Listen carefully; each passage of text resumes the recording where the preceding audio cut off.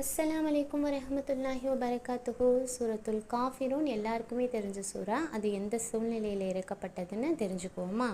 நபி ஸல்லல்லாஹு அலைஹி வஸல்லம் அவர்கள் தன்னுடைய தாவா பணியை செஞ்சிட்ருக்கும் போதே மக்கால உள்ள அதிகமான மக்கள் இஸ்லாத்தை ஏற்றுக்க முன் வந்துட்டு இருந்தாங்க. அல்லாஹ்வையும் ஏற்றுக்கிட்டு இருந்தாங்க. அந்த காலகட்டத்தில் மக்கால இருந்த குறைஷிங்களுக்கு பயம் ஆரம்பிச்சிடுச்சு.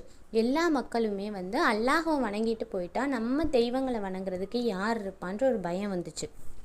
அப்போ தான் என்ன பண்ணாங்க, நபி ஸல்லல்லாஹு அலைஹி வஸல்லம் அவங்கள கூப்பிட்டு ஒரு பேச்சுவார்த்தை நடத்துகிறாங்க. அது என்ன பேச்சுவார்த்தைனா, 3 மாதம் நீங்கள் எங்களுடைய தெய்வங்களை வணங்குங்க, அடுத்த 3 மாதம் நாங்கள் எல்லாருமே உங்களுடைய அல்லாஹ்வை வணங்குறோம், இந்த மாதிரி நமக்குள்ள ஒரு ஒப்பந்தத்தை போட்டுக்குவோம் அப்படின்னு சொல்கிறாங்க.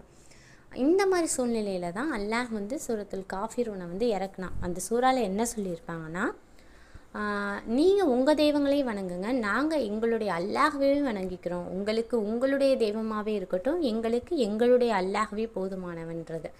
இன்னொரு வீடியோவில் இதை பற்றி முழு விளக்கத்தையும் பார்ப்போம். அல்ஹம்துலில்லாஹ்.